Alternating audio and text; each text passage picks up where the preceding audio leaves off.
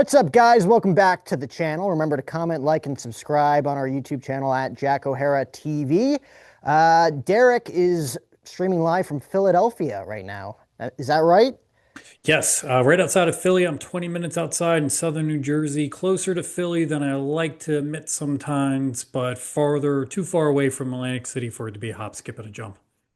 Yeah, I mean, Philadelphia, home of WrestleMania 40. You're a big Phillies fan. Are you an Eagles fan as well? I bleed green. I am a 4 for 4 Philly team. Depressingly enough, the 76ers are part of that. But hey, trust the process eventually, I guess. But yes, it is great to Yeah, be. man. Trust the process back in like 2017, I remember. Yeah, That was the whole thing. that is as depressing it is to realize that's 8 years ago now, and we are no closer to a championship than we were at that point. So it's thank God for Howie Roseman. Hey, I grew up with the Knicks, and we just went to an Eastern Conference final for like the first time in I don't 30 even years. know Yeah. my lifetime. My Yeah. lifetime, I've never seen it. But we're here to talk about some professional wrestling, man. Um, you've been in and out of the business. I've watched the business from afar. I've documented it. We're both in content.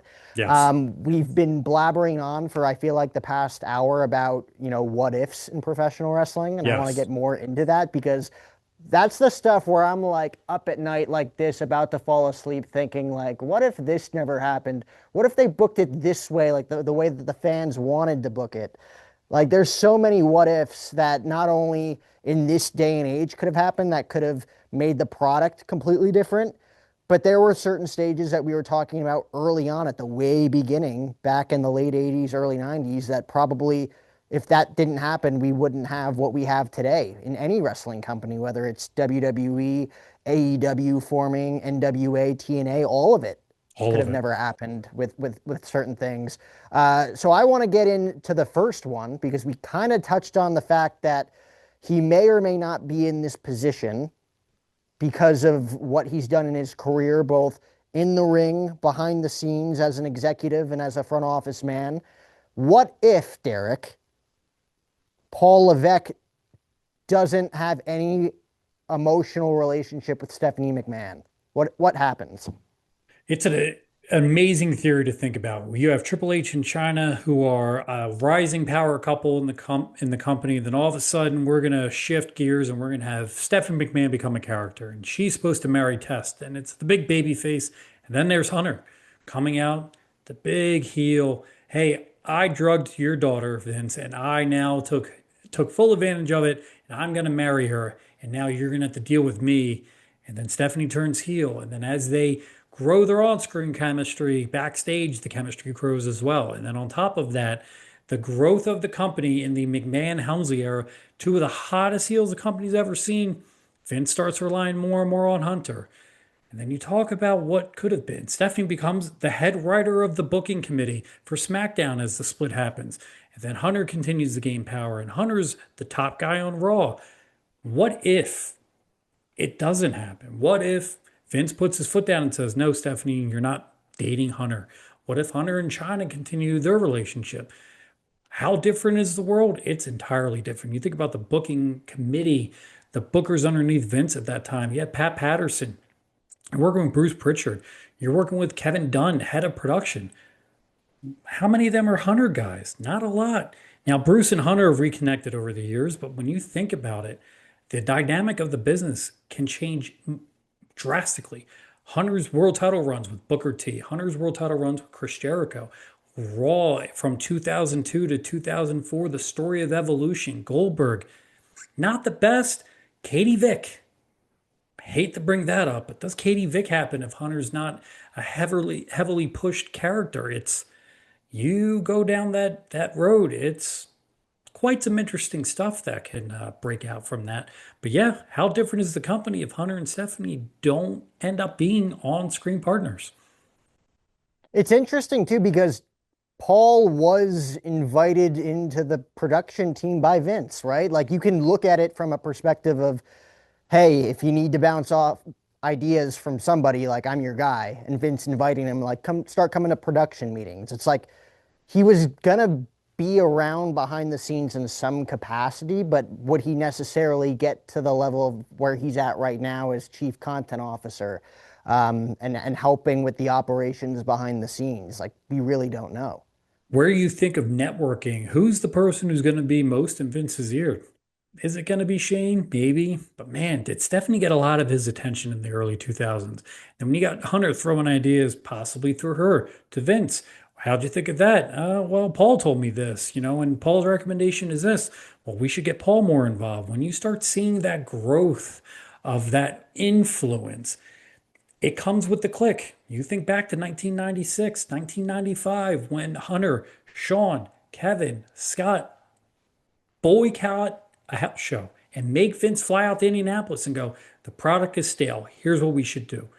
5 years later, what's the difference between Hunter doing that then, sitting in the boardroom with them, watching it happen, to now being the guy going, yeah, maybe we should do this instead of that. Maybe we should do this instead of that. Did he handle it a lot better politically? He did.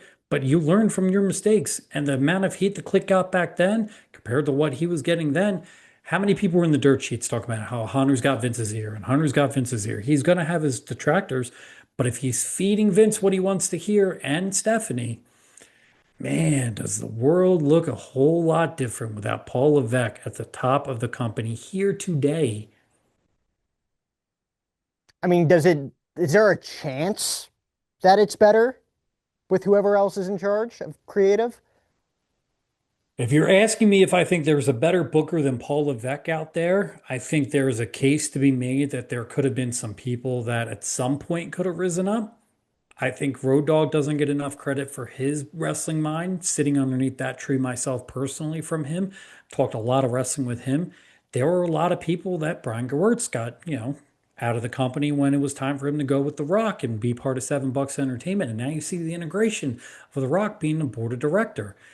Rock and Hunter haven't always had the best relationship. Bret Hart loves to talk about that, how Hunter and Shawn were burying The Rock in 1996. You talk about some of the high level stuff that goes on now.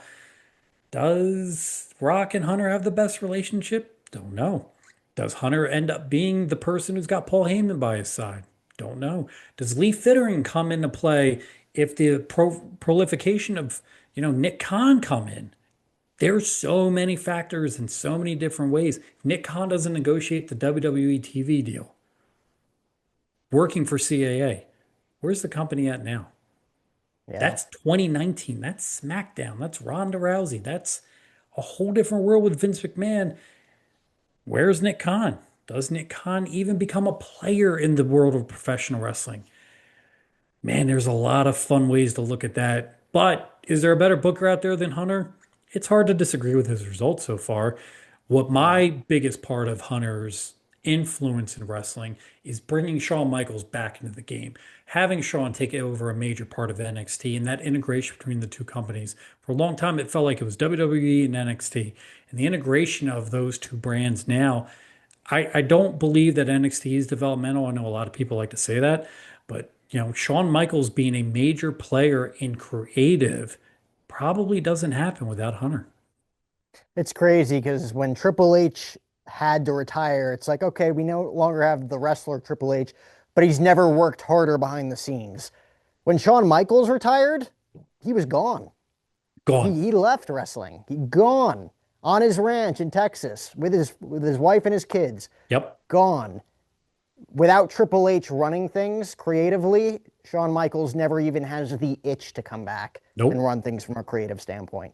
If Triple H doesn't run things, I maybe I'm wrong on this, maybe I'm right. I don't think Mark Calloway has the itch to get into potentially work with creative and production. Nope. No, when you think Imagine like Triple H, Shawn Michaels, and The Undertaker running things. when you think about the capability Paul has had over his career to sell people, Paul sold his way out of WCW. You guys are going to put me with Steven Regal. I'm going to call JJ Dillon and see if they have a spot for me. Well, what if we offer you more money? Yeah, but if I don't try to get better, then where else am I going to be? Paul's always had a way of selling himself. When Paul got in the company, don't forget he lost to the Ultimate Warrior on WrestleMania in a minute. Totally no sold the pedigree. You don't think he didn't remember that later on when he was rising up? Everybody wants the point of the curtain call and the punishment afterwards. He was still a main character. Everyone forgets within months of the curtain call, he's got Mr. Perfect as a heel manager. Then he's got Sable. Then he's got all these women. Then he's working with Mark Mero. He's climbing up the card. That D push in the King of the Ring 96 leads the way to Steve Austin. So all of a sudden, you have this young talent roster coming up, and you have Jim Ross signing all these people. Where's that parallel go to? What if Steve Austin does a blow out his knee and Hulk Hogan decides, and Eric Bischoff sends a FedEx, and then Paul Heyman doesn't give him a mic?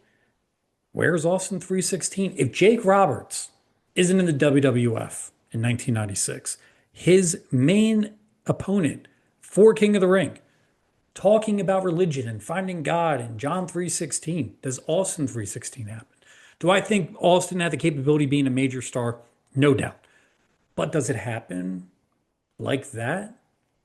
All those fun what ifs are one of my favorite parts of professional wrestling. What if, and this is a scenario that we never really got a full extent of and never will, and I don't think we really wanted to see it. What if the air was passed down from Vince McMahon to Shane McMahon? What if Shane McMahon is running WWE creative full time, overseeing everything in 2025? Where does the company stand right now in your mind? If Vince, let's say Vince McMahon formally retired like any other sane Normal 75-year-old old man CEO. Yeah. that wants to step down and give the company to his children. What does a Shane McMahon run WWE look like? I think the greatest thing that ever happened in this company was Stephanie winning out the sibling war with Shane. Love Shane, super entertaining. Probably not the best mind when it came to putting together a bunch of things. You think about, the four-way with Raw Underground. A lot of that was Shane's influence. Was that really something we would be interested in seeing? I wasn't interested in seeing it when it happened. I don't need to see faux UFC or MMA. I don't think the company is anywhere near the height it is if Shane McMahon is the one who is quote unquote running the show if Vince stepped away. Thank God, looking back, thank God Stephanie's the one who won that battle. Now, Shane as a performer, hard to be unmatched. You talk about a kid, I say kid like I'm not, 20 years younger than him, but you talk about a guy who's put his life on the line for this business, loves this business, will do anything to pop a crowd. Can't beat it. Stephanie ain't jumping off that cage. Stephanie's not going through, Hell in a Cell matches or working The Undertaker or things like that. Getting flipped off by Braun Strowman. Everyone forgets that in Tampa. Braun Strowman beat the shit out of him. Shane doesn't have to do that. Shane doesn't have to go, work with Kevin Owens and Sami Zayn and Daniel Bryan. He doesn't have to do any of that. He could have stayed home. His love of the business is what, brought him back.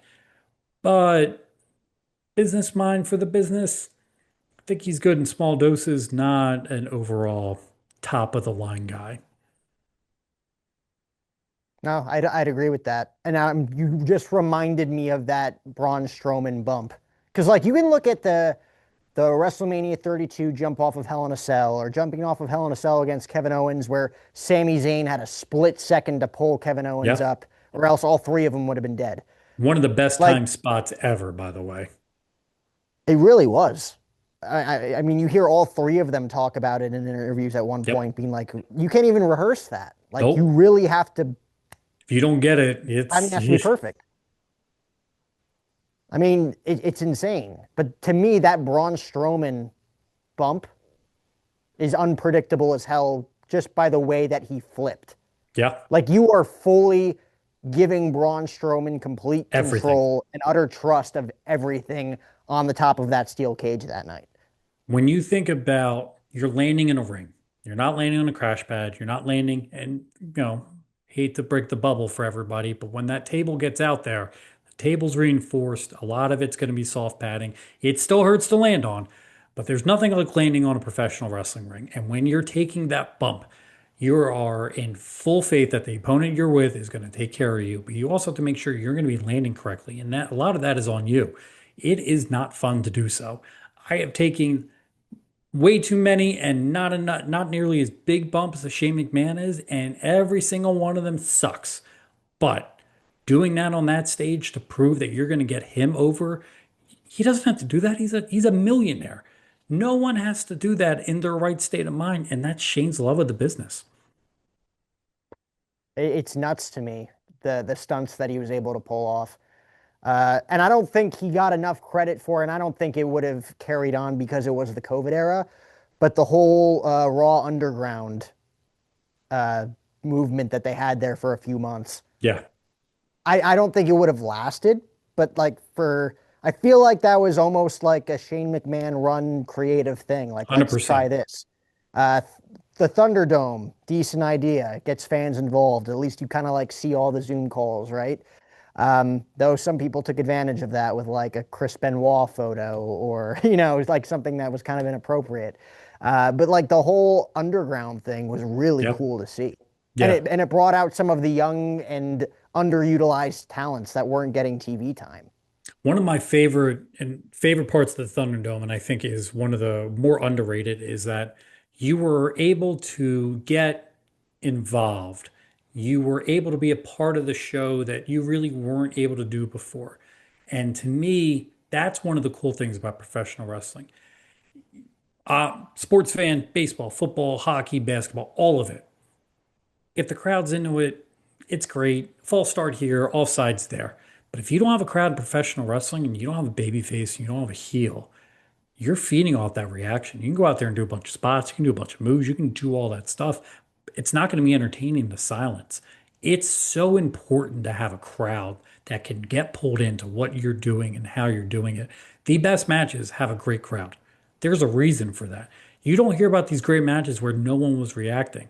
Will they take some time to get into it? Sure. But when you had the Thunderdome, and I'll tell you this, WWE talent at the time told me it's the best thing and it's the worst thing. If we mess up, no one knows about it. We're taping everything. But they're dictating who's getting a reaction and who's not getting a reaction. They're pressing the button and they're going to make this guy the most hated heel. He sounds like everyone's getting booed. They're controlling that. And when you came out of that pandemic, people are going to hate when I say this. A lot of fans were following along with what they saw on TV and they got what they wanted. Everyone wanted to cheer Roman Reigns when he came back, but good thing he came back to an empty arena where the button pressed heel.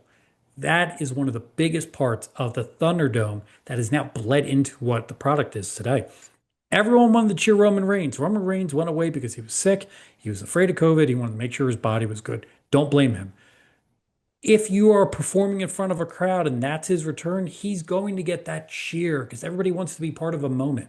But the Thunderdome, he got booed and they got the reaction they wanted.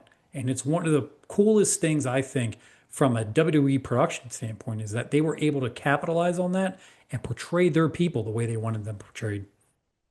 Well, let's talk about that what if. Because if COVID never happens, and we talk about it, Mhm. if COVID never happens, we probably don't see the tribal chief and that heel mafia boss version of Roman Reigns.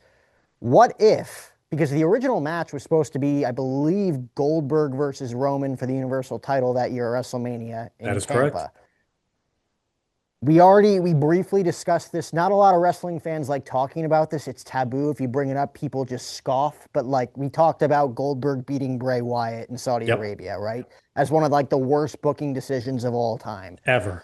What if COVID never happens and that year at WrestleMania we got, which would have made more sense to me anyways, storyline wise, if you really look at it from a long-term storytelling perspective.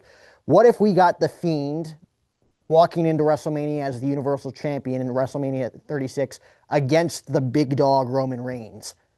What happens there? What a difference the world makes, right? So instead of Roman Reigns and Bray Wyatt, which is what everybody was clamoring for, and the question was, how do they book this? How does Roman Reigns walk into that match with what is essentially a supernatural figure? Bray ate up Seth. Bray ate up a ton of people. Will they do that same thing with Roman Reigns? And then he walks in there with Goldberg and he goes, poof, gone in 5 minutes, kills the character. How different is The Fiend? How different at that point in time when you got Roman Reigns in there with The Fiend? Does Roman dispatch Bray in a quick amount of time? Does Bray eat up Roman? If Bray eats up Roman, no way we get the tribal chief. No way we get Everything that goes along with it. No way Paul Heyman is back with Roman Reigns at that point. It's a blessing and a curse. I saw, okay, I saw an unedited clip of what the Goldberg Braun Strowman match started like when they originally filmed it. And it was a mess for the first 2 minutes to the point they called cut and had to redo all of it and had to sit down and refilm it and go, maybe we don't start this way, maybe we don't start that way. Goldberg and Braun Strowman, does anyone really remember it? Does anyone actually know that Braun Strowman beat Goldberg for the title? Because at the end of the day, the story coming out of that was Drew McIntyre. Goldberg and Braun Strowman, no one remembers. They remember that Roman wasn't there, but they don't remember who won that match that night. What a waste of what could have been. Now looking back, do we have the bloodline? Do we have Solo? Do we have Sami Zayn as the glue, the big baby face that comes out of the bloodline before Cody steps into that role and gets the reaction at the Royal Rumble that sets off a run of business like the company had never seen at that point? Probably not. What if Sami Zayn didn't get over in 2022 as the honorary Uce? Where do you think Sami Zayn lies in today's WWE if he doesn't join that group, get over as much as he did, kind of as a spoof character, Yeah. like as just like a lovable like jobber heel at that point in time, which he kind of was teetering on. Yeah. He was doing the If he Castro doesn't gimmick. get over in that scenario, where is he? Like literally, like he's in like probably carrying cross territory where Yep. he's probably on the verge of not being re-signed, if Yep. not already released, in my opinion. When you think about that, Sammy doesn't attach himself to Bloodline. Let's say his contract expires. AEW would have scooped him up in no time with their connection. El Generico, the Young Bucks, PWG, all that connection. Sammy's career in the WWE is defined by the Bloodline and Kevin Owens. So at the same time, Sami Zayn, who gives everybody that edge, I'm here to be the lovable guy. I'm here to be he's not Use enough. That moment doesn't get enough credit for what it did. It made Jay break, it made Roman break, it made them look human, it made them look like the family they were portraying themselves to be. Without that moment in front of that crowd, that reaction, that's a 35-minute segment. You look back at that, 35 minutes of SmackDown is the tribal meeting. What do you remember? It's Sammy and Jay, not Roman. Roman's face, yes. But you remember Jay saying, I don't give a damn about what the tribal chief thinks. And then Sammy following back up with it, he's not feeling very oozy. That's the story. That's the moment. That doesn't happen without Sammy being put as that foil. You got to remember, he was the Castro character. He's running around with the green hat, the green vest, until he gets, a couple minutes of screen time with Uso here, a couple minutes there. That whole connection doesn't happen if they're not just having fun booking stuff that they were enjoying. Does Sammy go to AEW? How different is that? Does Sammy and Gunther have the match they have at WrestleMania? That moment of Sammy swinging that chair at the Royal Rumble, the Elimination Chamber. To me, one of the missteps I thought they did in the booking is that Sammy should have won that match. In my heart of hearts, Sami Zayn wins that match, is the babyface going into WrestleMania. I know that Cody lost and the story and all this, but man, Roman beating Sammy in a rematch at WrestleMania while Cody probably wins the other title, what a story that could have been. That could have been an elevation of Sammy to another level. And it gives Roman, a little bit of, is it the 1,000 day reign and all that? Do I think that ever played a moment into earning a dollar? I don't. I think the bloodline was the story.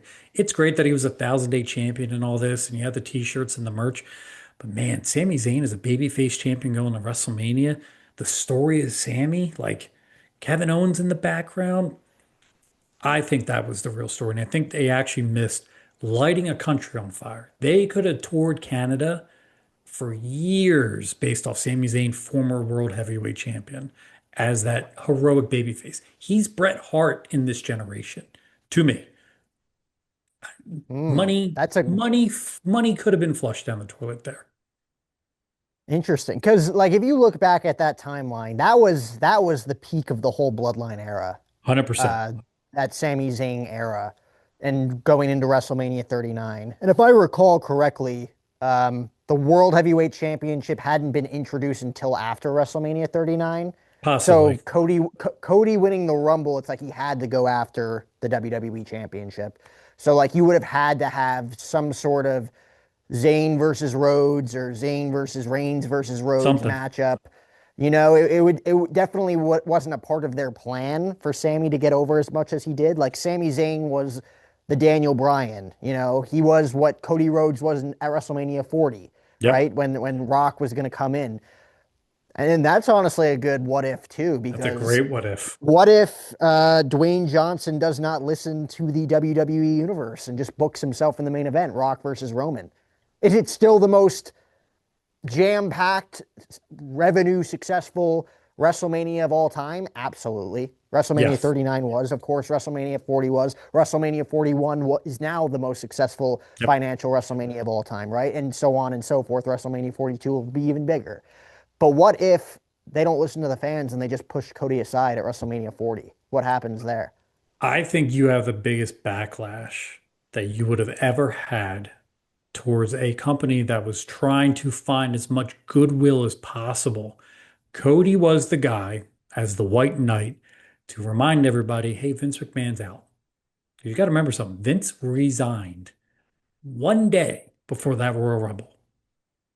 What did everyone talk about 5 days later? It was Cody with this weird standoff with The Rock. Is The Rock taking his title match? What are they doing? What's the story here? Not to discount what happened with Vince, but no one was focused on that at that point. It was the perfect segue for the company. If Cody doesn't go out and win the Royal Rumble and then point at the sign, knowing he's not getting that, but the reaction he gets, how different does the Royal Rumble, WrestleMania, the build, two-night main event? Is Roman working twice? No way. Is The Rock working? Nope. He's doing one night and he's gonna. The Rock beats Reigns. Let's just call it as it is. The Rock returned to WrestleMania to beat Roman Reigns. Who he puts over after that? No way it was Cody. Don't know who it was going to be. But in my mind, no way it's Cody. It's Roman probably at SummerSlam or Roman again at the rematch. I don't think The Rock's plan was ever to do it in Philly. I think the plan was always to do it Vegas or LA. And they missed a couple times. But you look back at that Royal Rumble moment, Cody not getting up on the turnbuckle, pointing, is such a pivotal moment because it gives everybody this is where we're going, this is what we're doing, this is the story. And a phrase I wish would retire, by the way, is the story. But The Rock coming back on Raw and being like, no, it's me. And then on SmackDown, no, it's still me. And everyone, we want Cody. You know, Busted Open gets involved. And all of a sudden, it's this backlash. And then they got to back up. And then they got to paint the story of The Rock and Roman being the tribal chief and final boss. It is one of the most poorly convoluted storylines, but it didn't matter. It drew money. And that, at the end of the day, is what they all cared about. You have The Rock coming out with the BMF belt or the whatever belt he got handed by Muhammad Ali's or whatever that was. That was to make sure everybody knew, yeah, it's really me. Nobody else. It's really me. You take a look back the year before. What if The Rock wants to do that? What if it's The Rock comes back at WrestleMania? I'll do you one better. Sami Zayn wins that match, Elimination Chamber, right? And Cody won the Royal Rumble, right? What if you had Kevin Owens win at Royal Rumble? Roman Reigns comes out and defeats and ends up being number 30 and wins the Royal Rumble. And then you got Kevin and Sammy in Montreal, two Canadian heroes, pit against each other because of the bloodline. You talk about money? That's money. There's so many different ways they could have went with it, but you end up getting out of the bloodline. You have now five major stars. You have, let's say The Rock is involved because, it all revolves around him. Roman Reigns, Solo Sikoa, both Usos, Sammy, Kevin Owens, Cody Rhodes, Paul Heyman, and now Jacob Fatu. You have 10 guys that came out of that story, bigger, better, heavier than they ever had. Jacob Fatu was on Ric Flair's last match with me in Nashville in 2022. And he's primed to be one of the biggest baby faces the company has in 2025. Do you get that without the bloodline? Do you get that without him going home at COVID? Probably not. Mm. That's crazy to think about because if you ask me about WrestleMania 40, like the Sami Zayn stuff, Kevin Owens, uh, CM Punk coming back, getting injured, all of that stuff, like put all that aside. Yeah. If I was booking WrestleMania 40, going into it knowing that The Rock is coming back, knowing that eventually Roman was going to work both nights anyways, because that's how it shaped out. Yep. I know it was a tag team match. They split the time. Not really. I feel like Roman did a lot of the heavy work in that match. Yes, he did. He was exhausted. He was exhausted by the end of it. If you knew that he was going to have both nights, Saturday and Sunday, I would have booked Rock versus Roman for the Ulafala on Saturday, and I Yep. would have booked Cody versus Roman for the WWE title on Sunday. Yep. Rock puts over Roman. Roman is as powerful as he could ever be, beating the High Chief, whatever The Rock calls himself, Final and is boss. just Yeah. um, the ultimate tribal chief, Yep. right? He runs that family. He beat the other biggest famous guy in the family. And then he goes in and then Cody beats him. That's the way I would have booked it going into it. Obviously, Dwayne didn't see it that way. He kind of had to come in and do his own thing. What I don't understand is that WrestleMania 39 was the place for it to be, but they like couldn't figure out certain. He's like, there was a certain thing we couldn't figure out. Like, if you booked the match at WrestleMania 40 the way you were going to book it, like, what was the thing? Like, what was the thing that WrestleMania 40 had that you couldn't do at WrestleMania 39? Because you were Exactly. going to get booed out of the building at WrestleMania 40. We would have loved to seen it at WrestleMania 39. Yep. Like that would have been the time and place to do it. That would have broke all sorts of records. All sorts of Um, records.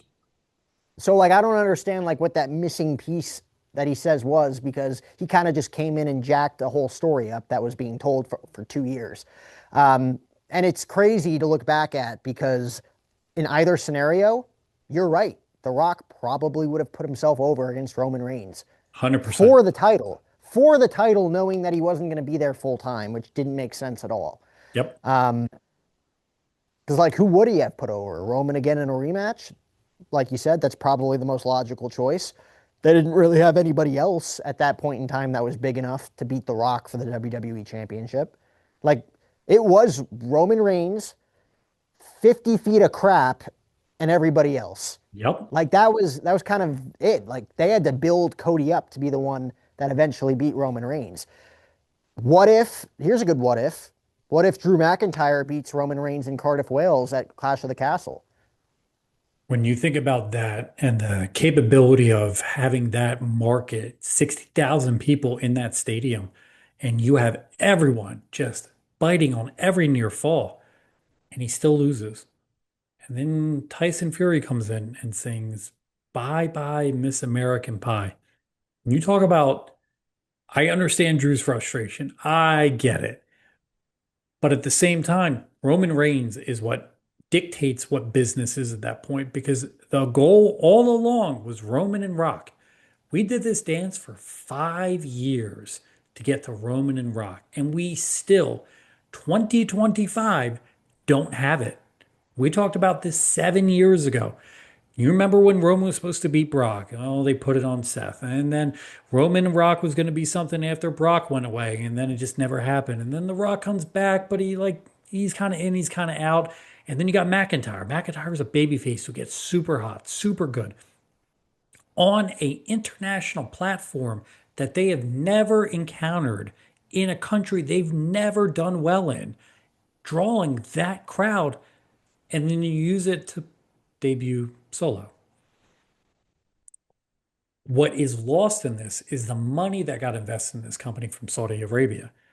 The goal was never to have these big matches at these big venues and all over the world. It was Saudi Arabia going out and going, here's $50 million. Give me your stars. Give me your events.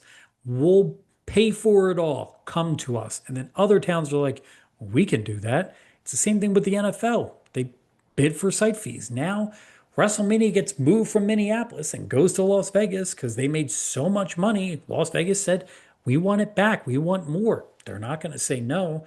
That's how crazy the company got. But Drew being that babyface and getting that win, can you imagine Drew and The Rock at WrestleMania? Drew's one of the few guys The Rock I think would give enough to have it be a good match. But man, that atmosphere, can you imagine The Rock in Europe doing stuff like that? I couldn't. There would be no need to. Without Roman doing it, the company is not as hot. But without, and I will make the parallel to AEW, without heels, there are no baby faces. If everyone is kind of on the same thing, but you got one guy that's above everybody, that's how you get elevated. And one of the big things with AEW is John Moxley. Everybody's talking about how John Moxley, oh, it's boring, it's this, that, the other thing. You look at the rise of business. The rise of business WWE is based upon the bloodline of Roman Reigns becoming that dominant heel. Could he have done it without the title? Probably. Did it make it more captivating? It did. And you had John Moxley, who's had the title now for almost 10 months. You haven't seen the title in 10 months. It's in a briefcase, and every babyface is chasing after it. It's the same story, just different characters. Bloodline, Death Riders, it's all the same. The big thing for me is that it was never about WWE. It was never Drew McIntyre waving the WWE flag. We're doing this for the company. We want to get the title back. I think that's a little bit of where AEW missed. That's AEW versus Death Riders. But it's, I want the title back because I want to be the guy. That's where I think the WWE story was the smart story. Cody wants to be champion because of his dad. Kevin Owens wants to be champion because he wants to be the top guy. Sami Zayn wants to be champion because he wants revenge on Roman Reigns. They had a story. McIntyre believes he's the guy. That's where I think the little nuance of the difference of stories is. But that story alone, Drew McIntyre winning that title that night, he could have dropped it back to Roman at some point. He could have moved on to The Rock and had this killer WrestleMania match. No offense to Damian Priest, but I would have much rather seen Drew McIntyre not against CM Punk. Mm. What's crazy too is that if Drew McIntyre wins the title that night, you probably don't get one of the best heel runs we've seen in recent memory with Drew McIntyre. Yep, Because I think his absolute peak promo work has come in the last 2 years. 100%. And you don't get that version of Drew McIntyre. Like 2020 COVID, like him winning the title, it sucked that it wasn't in front of fans, but like he carried the company through that Yes, he era did. as a Every great week. babyface WWE champion, like a great way. And it sucked by the time that the fans came back, he was already back in the mid card. Like Yep. he really didn't have much to say once the fans came back. He was not one of the top five biggest Nope. stars that they were booking at that time. I believe it was Roman and Edge that got the big title match coming out of the COVID era. Then Yep. you had Roman versus Cena. Then they got into Roman versus Lesnar. Then like all the big time part timers were Yep. back, right? Vince went back to the well. And Drew McIntyre, I believe, faced Madcap Moss that year at WrestleMania 32, if I'm not mistaken, Yeah, and or Bobby and WrestleMania Bobby Lashley 38. story, it's murky, but without the McIntyre loss, you don't get the heel run. Without him having that stuck in crawl moment, I had it. I had him beat, and then Solo comes out, and then Tyson Fury rubs it in my face that I lost in front of 60,000 of my Walesmen, my countrymen. You don't get that edge that came after that, and I think that's an important part of it. Yeah, them singing American Pie when Drew thought he was off air, like that is one of the most painful stories to hear from someone that like wants to climb the pinnacle of success in a company that he was once the chosen one. Chosen one. Then he was fired. Then he had to work his way back to become a big enough star to where they would want him back, go through NXT, go through the main roster, Yep. go through really questionable booking when he came back. I think it was 2018 when they paired him with Ziggler, and he Yep. just didn't really have a direction. And And it's like, Shane. oh, this could go wrong again. And he had to overcome that, and then he wins the Rumble and has this big run in front of nobody. Yep. And then by the time fans come back, he's still like in the mid card, kind of nowhere to be seen. Then he finally gets his match against Roman, probably he would probably say it was one of the top three matches of his entire life. Yeah. Even though it didn't end the way he wanted to in his home native land against the biggest star in professional wrestling and Roman Yep. Reigns for the biggest prize in sports entertainment. Great back and forth match. And when he hit that Claymore kick that we thought like, oh, they're going to end Roman's reign Yep. tonight. Like it really made you think like they're going to do That's it. that was a real false finish, an actual Yeah. true false finish. It's to me, it's one of the best false finishes since I'm going to date myself with this. The end of an era Hell in a Cell match with Taker. It was Taker and Hunter, and Shawn Michaels hit Taker with the super kick Yeah. right into the pedigree. Shawn makes the count, the kick out at two. That to me is one of the greatest false finishes in WWE history. And you are not outdating yourself at all there, Derek. I remember Feel like I watching that am. on pay-per-view. That feels like yesterday. I was again in Boston, Massachusetts, watching that with aunts, uncles, cousins, because that was Cena versus Rock, right? Like Yep. once in a lifetime. This is the biggest WrestleMania of all time. To me, that is the greatest match to this day. If I had to pick one match that sits on the top of the mountain, it's that end of an era Hell in a Cell match.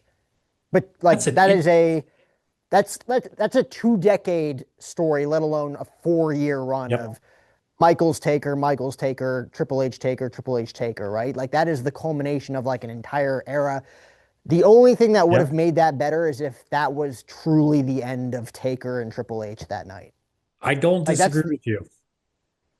and granted, I get it. Like money's involved, and Triple H is a draw still and can still go. Taker's a draw and can still go. We still got, I think, one more good. I think Taker Punk was the best match at WrestleMania Yes. 29. We still got one great match out of Taker out of that, but beyond that, we didn't get much. No. Um, but what if that happens? What if Triple H ends the streak that night? I'll give you one better. What if Taker never loses his streak? I have heard that argument many times of like maybe he should have never lost. Yeah, that would have made him immortal. Like that is you are guaranteed Mount Rushmore. You are guaranteed as the measuring stick of what a WWE and professional wrestler is. But Mark Calloway just seems like the class act, noble human being that wanted to put the business first at some point. If Vince McMahon never booked the end of the streak, I feel like Mark Calloway would have stepped in eventually and say, "This is the guy we need to feed our kids for the next decade." So it's funny I because it was supposed to be Edge, Yeah, that is true. and Edge said no. Yeah, And there was a scenario for WrestleMania 9 where it was Giant Gonzalez before the streak was even a thing.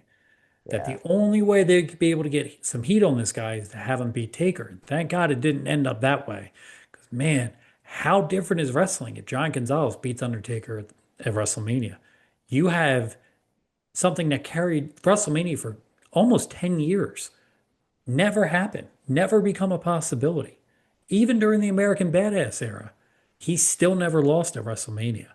One of my favorite moments in Undertaker WrestleMania history, and will forever be one of my favorite moments, is the Arn Anderson Spinebuster.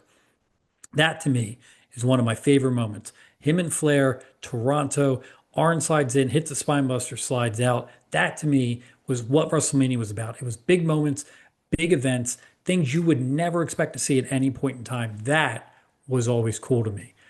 I'll give you one better what if. What if CM Punk doesn't do his pipe bomb in AEW? Does Drew McIntyre become that really super edgy heel going back and forth with him? Because you got to remember that kickoff to that edgy part of Drew was when Punk comes in. Drew didn't want to be set aside for Punk. You talk about an event that begins back in another company, changes the shape of Drew McIntyre's WWE career. That parallel universe, Punk just sits there and eats his muffins and doesn't go on the tangent he does. How different is the business then? Brawl Out did change a lot.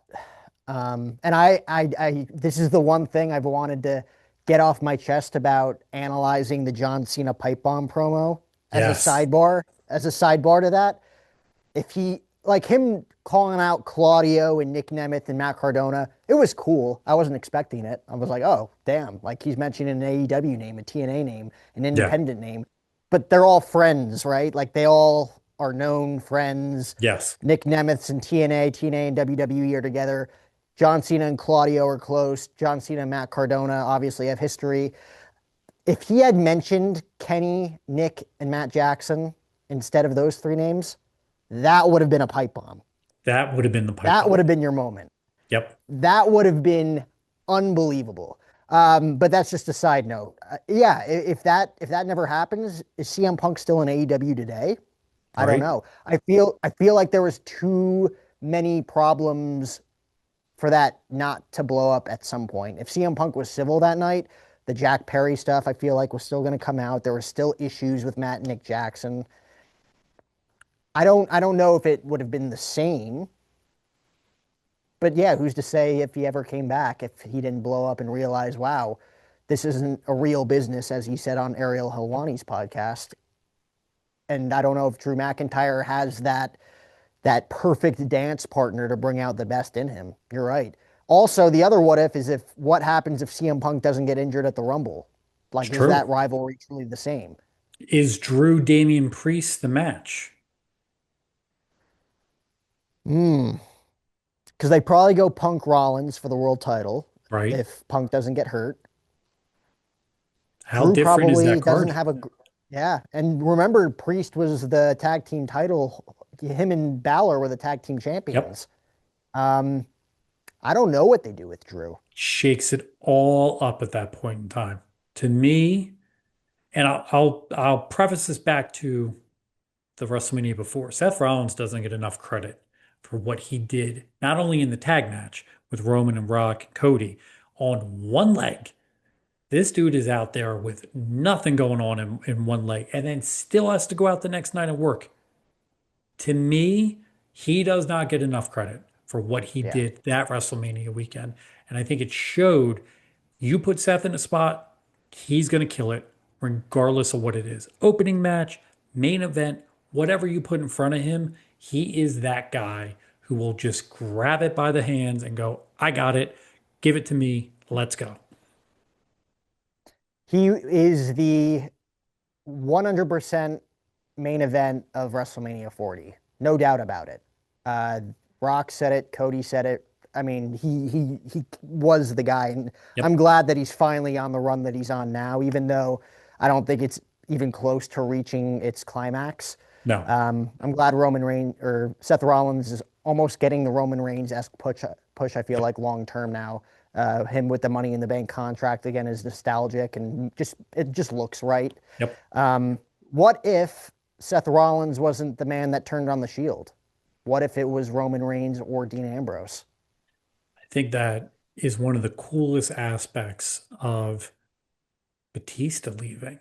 What if Batista doesn't leave? Do they turn Rollins? Because at the time, the whole thought process was this is way too soon. You have so much more to do with the Shield. Why are you rushing into this? And then Seth steps in and just kills it. That swarmy, smug heel. All of a sudden, he's the guy with Hunter.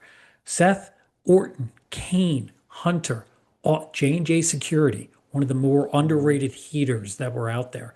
Seth stepped right into that role and had two perfect baby faces with him in Mox and Roman. But if Batista doesn't, bounce after 6 months and that whole fiasco with Daniel Bryan going back to Evolution, do they rush the turn of Seth?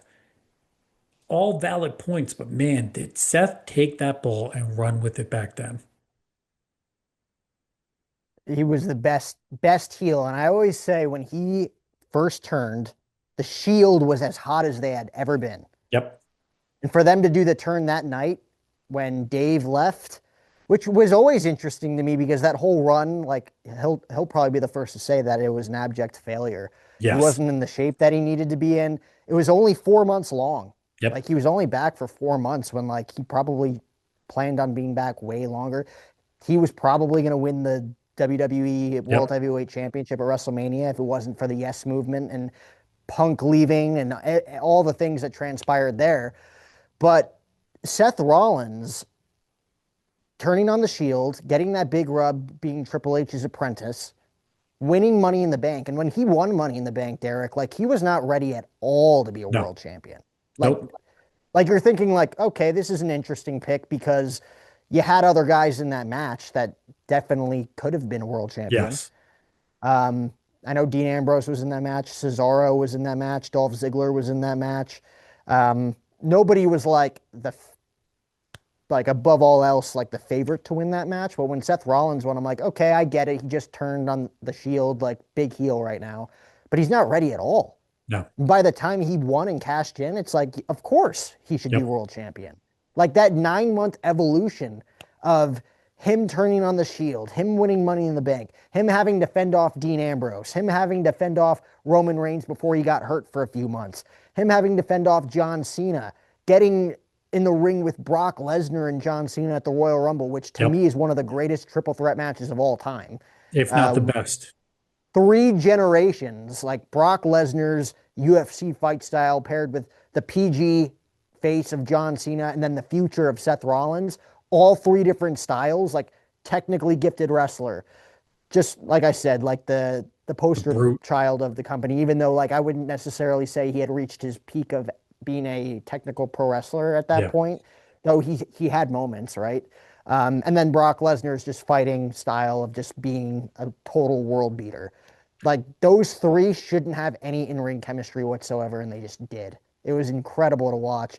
And then you're right, J&J Security with Joey Mercury and Jamie Noble getting that rub as heaters. Um, Kane, Corporate Kane, and Seth Rollins. Like Seth Rollins was such a heel that his own faction hated him. Hated him. His own faction Yep. was like, yeah, I know you want to punch him in the face, but you can't, you know? Like this is the guy that we're riding on. This is the And guy you, that's going to be our heel ticket. The whole Randy Orton angle when yep. the authority turned on Randy Orton. You got to remember that earlier that WrestleMania, they have that epic spot where he goes for the stomp and Orton pops him up and hits the RKO. That WrestleMania is the one that Daniel Bryan returns at. That Yeah. whole timeline of that. Daniel Bryan returns at the Rumble, gets thrown out by Bray Wyatt early. Crowd shits all over the match. It's Philly. It's not the right crowd to do this in front of. Batista wins. It becomes a mess. You got Punk hurt. You got all that stuff that like everything just starts to like kind of fall apart. And I will say this, WWE's booking sometimes is best when something happens. Punk blowing out his arm at that Royal Rumble changed the dynamic of the show, and the show ended up being, I think, exponentially better. When you Yep. have those little, it's great to have long-term planning. I will sit here and tell you, as someone who has written and booked for the independents, it's always great to know what your end goal is, and then here's how we get there. But sometimes that curveball that gets thrown in, an injury, a signing, you lose somebody decides to quit. Sometimes that's when your best creative forces and your best creative juices come out. And I think that alone sometimes can rejuvenate a business. And I think it's happened every time something major walks in its path. You got to remember Roman Reigns getting leukemia, having to step away. Roman Reigns failing a drug test, having to step away. There have been stories that have come out of all those things that have been probably better than what the plan was because sometimes you get complacent in booking. This is what we're doing and this is how we're going to go. And then all of a sudden the curveball comes and now we have to think of something better. What's better than what we have planned? And then all of a sudden that barrel roll aspect of it, we got this and that and this. And what if we pull this?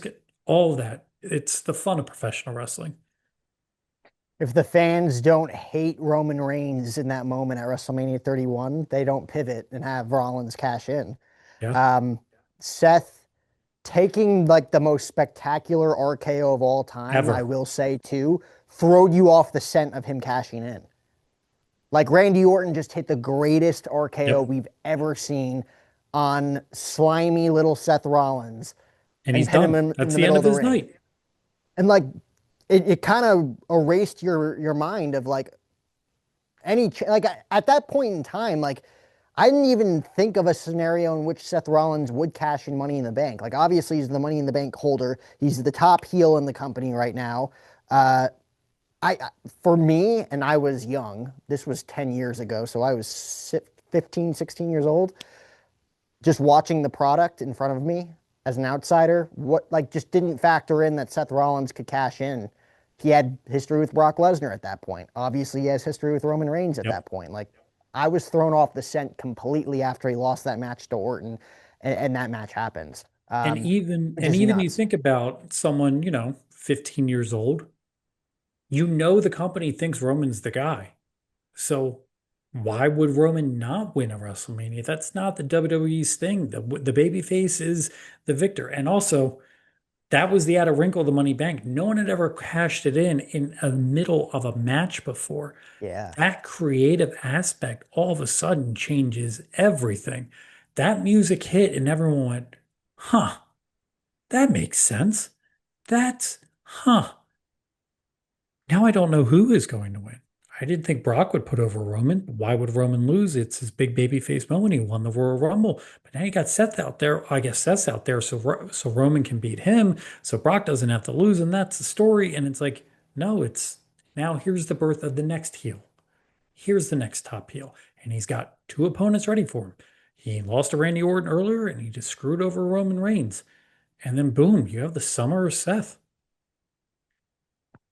It was that was in an era where everyone would agree was not great WWE television.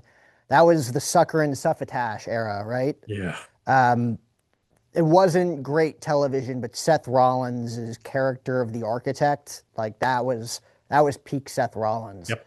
And then, if he doesn't get hurt, Roman probably doesn't become champion because I think the plan was to do Rollins versus Reigns at Survivor Series in Yep. 2015 before Instead, it turned into Rollins tore his Sheamus. ACL.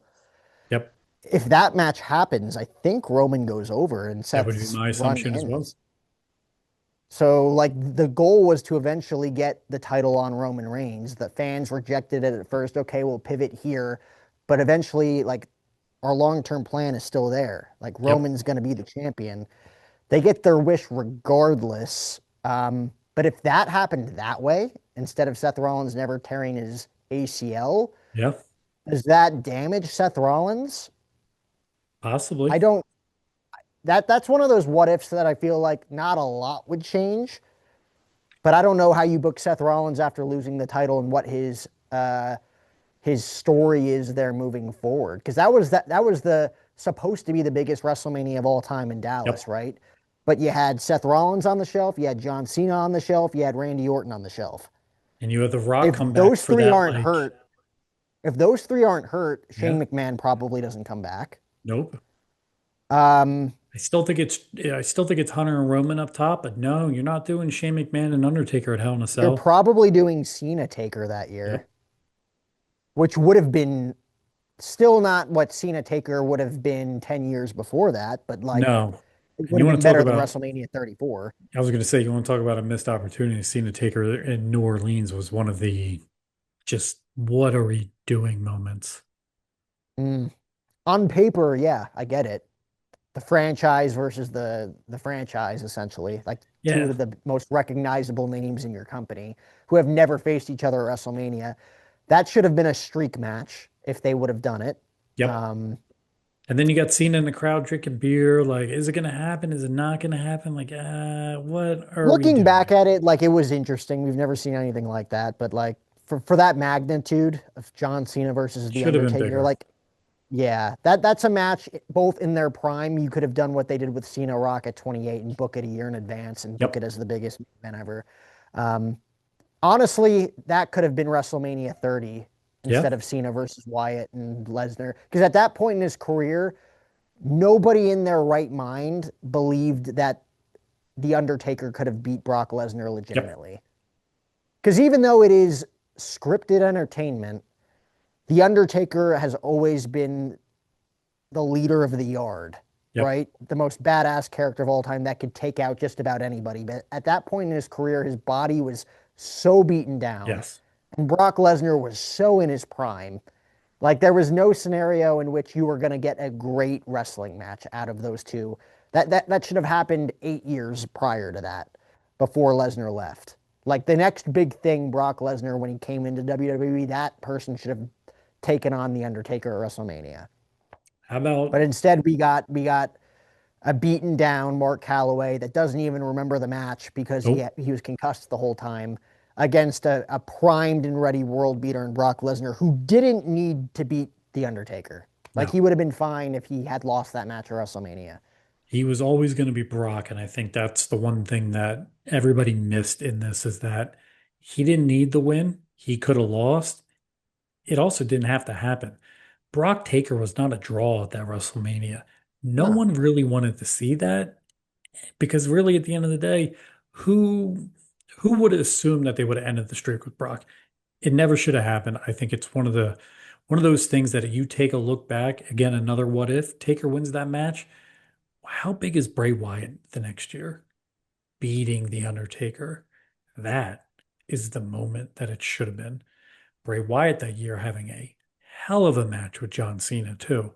You could tell he was a guy that if they let, and they did, get hot, he could draw some money. He was always to me what Jeff Hardy should have been, which was that top level guy that doesn't have to be a champion, but has a story all the time. That's what Jeff Hardy should have been. mm, no, I agree. And that's what made Bray Wyatt specifically so special too, right? Because like, what if he beats The Undertaker? And that's the scenario, right? Let's say we get Cena Taker at WrestleMania 30. That probably would have made more sense with both their styles anyway. That would have looked like a great Taker match. Yep. Say Taker goes over. It's like, okay, no one's going to beat the streak at this Yep. point, right? You've thrown everybody, the kitchen sink at him. No one's going to beat him. Bray Wyatt, he's got the whole world in his hands. And you have to build to that. I feel like Yeah. John Cena versus Bray Wyatt built to that. So it's like, who do you put Wyatt against at WrestleMania that year to really elevate him to that next level? So there's a lot of moving parts of like, what Yep. if? Like, if Cena takes on Taker that year, maybe Bray Wyatt doesn't get to the level that he needed to get to face The Undertaker the next year. But let's say that was the scenario and Bray Wyatt beats Taker at WrestleMania 31. How Different. much different does his whole WWE career look like? Because you're right, he is a guy that doesn't need a title. In fact, I think he's better without a title. Yeah. Like, He I was don't hurt. think He was Bray hurt Wyatt with the as a title. world champion was ever great. Like, his Yeah. first WWE title reign was literally 4 weeks. His next Universal title reigns were not. I mean, I guess the first Fiend one was before he dropped the bill. The second one wasn't dominant. Like, he Nope. wasn't a great. His character, Didn't fit. it didn't fit being a world champion. You He know? was what Taker was in the 90s. Yeah. Taker was a champion once when he beat Hogan for 2 weeks and then wasn't really part of the world title, but still a major draw. So that's what Bray always should have been in my mind. Here's a guy you want to see live. What is he going to do? How's it going to? I want to be part of, I talked with D'Lo Brown the other day, and he said the moment he knew he was in wrestling, he knew he made it in wrestling was he was working in Smoky Mountain Wrestling, and they brought the Undertaker in for a special attraction match, and he was in the ring when the gong hit, and that's when he knew he had made it to a level where he's in the ring, goosebumps because of a entrance song. That was Taker. That was Bray. That would have been something supernatural powers, not this Undertaker Kane, Paul Bearer's my dad or any of this crap. It's just, can I out supernatural you? Can I play head games like you play head games like me? You can't do what I can do now. It's a whole generation thing. That was the build. And I think they did a really good job of it.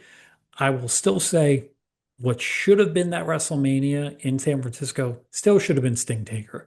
That should have happened at some point in time. And that's one of those misses that just at some point it had to have happened. And it sucks that it didn't because that would have been one of the cooler spectacles.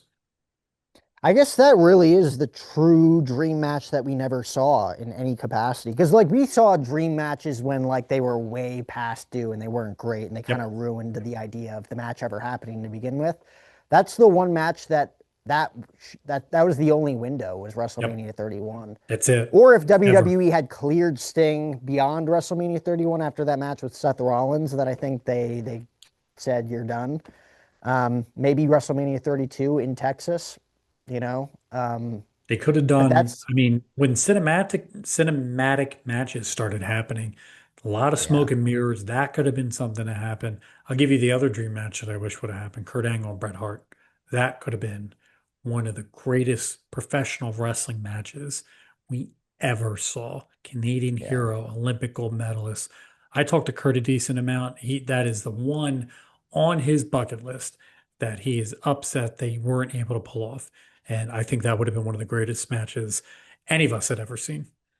Like one of the greatest, if not the greatest technical wrestler of all time against one of the greatest real wrestlers of all Yep. time. Like that would have been unbelievable. So I guess I never really thought about that. Those two never stepping in a square circle with each other. I mean, I guess Kurt had his problems, his injuries. Brett was gone from the company Yep. for what was it, 13 years? Yep. And by the time he came back, like he was retired, like he was pretty Yep. much done. He had that goof match with Vince at WrestleMania 26, but like he was pretty much done. Um, That that match is supposed to be the end of the Mr. McMahon character. He was never supposed to go back on the television, and he always found a way back. he came back pretty quickly after that. Yeah. Didn't he get beaten down by the Nexus like a month later or something like that? Yep. Yeah, it's I remember the story and it was funny because like half the locker room was like, I don't even know why he's saying this. He's gonna be back in 3 months anyway. But I think it was his way of selling it to Brett, like you're gonna kill the character off. This is your comeuppance. And it just I don't think Brett ever believed it either, but I think Brett just went along with it to get the family and it's you want to talk Man, about if booked oof, properly, though, Derek, that yeah, would have made a lot of sense, given that hey, Mr. McMahon was born because of the whole screw job, and Brett could have killed it off. But yeah, his ego's too big, man. Like, of course yeah, he was going to come back. Um, what if, and this will be the final what if of the night. I could probably go on forever. It is yes. 11 o'clock where you're at. Um, what if the Nexus was booked stronger than they were in 2010? What Because that, if that could have gone on for a long time. You talk about the bloodline going 4 years. Wade Barrett and his group of 10 guys, like you look at Husky Harris, yeah, Bray Wyatt, the Ryback, Skip Sheffield, yep, Heath Slater, Justin Gabriel, David Otunga, which a lot of these guys really weren't going to be main event stars, but the no, fact that they packaged all of them together from NXT, which was literally the minor leagues at that point in yes. time, right? Do you think the Nexus could have been booked as like the biggest juggernaut heel faction in WWE history if they were booked stronger than they were in 2010? I will tell you that after the Nexus angle, I had people that had not watched wrestling reach out to me and go, "Hey, what's this? Hey, what's going on? Hey, is this, I hate to put it this way, is this real or is this fake? Did this actually happen? Was it planned? Was it a storyline?" Daniel Bryan also being involved in that too, with the Yeah. choking of Justin Roberts and then getting released. He came back at the Indies, and I was on the Indies at the time, and people were like, "Yeah, but is he actually working for the WWE? Is he doing an angle like that whole?" It made people question a lot of the tropes of professional wrestling. Wade Barrett not getting that win at SummerSlam, John Cena going over that SummerSlam is one of the things that really could have cost the company money in the long run. Wade Barrett never got back to that point, and that's a shame because Wade Barrett was so good. And you see him now; he's one of the better color commentators out there. Wade Barrett not getting that win, you could have run Nexus. Barely made it to WrestleMania, and you think about that was the hot summer storyline. Barely made it to WrestleMania. Yes, foolhardy decision by them. They needed new stars. They had seven if they really wanted to do it, and they just shut it down for Cena. Which is nuts because I feel like looking back at it, John Cena would have booked it differently. Vince was set on not booking it differently. Them going into WrestleMania that year wasn't even with Wade Barrett. It was with Nope. CM Punk, which was Yep. a completely different group at that point in time. They could have gone on a real tear for like a year Absolutely. or two. They were the Like you could have closest booked it to thing to where the Barrett NWO. beat Cena at SummerSlam that year, and then you do the whole angle where Cena has to join Nexus, Yep. and then I feel like you could have drawn that out longer than you did. You could have done John Cena versus Barrett at WrestleMania Yep. 27 that year, Could have been a which would have real been main way event better. match. Yep. Would have been way better than what we got with John Cena and The Miz. Um, Well, you had The there Rock. were there were endless possibilities there. You had The Rock, and that's all that mattered. But yes, I think the Nexus angle could have been something that would have drawn up the next line of heels and the next line of baby faces, the next level. Uh, I will say this, the John Cena pipe bomb, the attempt at making John Cena finally a top heel, which has been very lackluster so far. It's hard to take things seriously with CM Punk laying on a table with a Slim Jim logo on top of it. But Cena doing the promo that way was one of the first times I've seen John buy into what felt like the material. He looked like he actually enjoyed doing it. And I think that's what sets him apart from some of the other guys that will go out there and cut a promo. I think this was his opportunity to go, this is my last run. I'm done at the end of the year. If I'm going to make this work, it's going to be now. Did I enjoy it? I don't think, and correct me if I'm wrong, there's enough people that are in the WWE audience today that knew what he was doing. Did I know? Yes. Did you know? Yes. Did a lot of the people in that crowd know? I don't think so. And I think we sometimes get wrapped up in this history and inside baseball and, oh, they're working. Are they working? Is it a shoot? Is it not a shoot? I think that gets lost sometimes. People say this all the time. What's the story? No one there's a generation of fans that don't know what the pipe bomb is. There's a generation of fans that have no idea CM Punk sat on that stage and cut that promo. And then you got John Cena cutting a 6.5 minute promo, and no one's talking, no one's explaining it. If you are 15 years old, you were 3 when that promo originally happened. You think you've watched that promo on YouTube? Maybe you've seen a clip of it on TikTok. What's the story? Does anyone If you haven't watched the WWE in, let's say, 5 years, and you turn on and you hear him talking about Matt Cardona, love Matt, great dude, perfect marketer. Do you know that name? Probably not. Do you know Nick Nemeth's name besides Dolph Ziggler? Probably not. I think people know Claudio's name because he was on TV for so long, but does it really have the same effect? Like you said, if he had said Matt, Nick, the Young Bucks, and Kenny Omega, yeah, that would have got a reaction. Oh And yeah. I don't think the goal was to make John look good. I think the goal was to make John into a heel, and I think John ended up looking better than Punk did. There's a reason why Punk's version of this worked. There's a reason why John's didn't. Punk could cut that promo and people would believe in it. John cut that promo. It was good. Really, at the end of the day, does anyone really believe he's sitting there airing his grievances with this company? Not so much. No, and if you're replicating a promo, it's probably not better than the original promo because you're replicating it. Like Yeah. it's not the same thing, um, which is crazy. Because the only thing I could say about that is, as a 10-year-old kid, like I said, the first ever episode of Monday Night Raw I ever watched was the pipe bomb episode. Wow. I knew the name of CM Punk. Like I knew names, right? John Cena obviously was on every cereal box we owned in the house. Like I knew who John Cena was. Knew who Jeff Hardy was. That was my brother's favorite superstar, the charismatic enigma. I knew the name CM Punk, but like didn't know like I didn't know his character or any of his backstory, Yep. right? Um, like I can argue as a 10-year-old kid, I'm like, who's Colt Cabana? Exactly. No clue. Who's Paul Heyman? That guy, I Yep. haven't seen that guy. Who's Brock Lesnar? I didn't know any of those people that he was talking about in the promo. John Laurinaitis. Who? Who's that guy? Like you don't and as a 10-year-old kid who was green to the product at the time too, mixed with being a 10-year-old and mixed with being Yep. green. I didn't really know a whole lot, but like I didn't know those names and I couldn't go to WWE.com, which was my main source of reading Yeah. articles at the time, who those people were. So I guess you could look at it from that perspective of like, I don't know these names. Like if you're a 15-year-old watching that promo last Friday, I don't know the name Matt Cardona. Let me look it up. Some of them are going to be like, oh, interesting. Others are going to be like, oh, he was talking about Zack Ryder. Right. Same argument with Nick Nemeth and Dolph Ziggler and Claudio and Cesaro, right?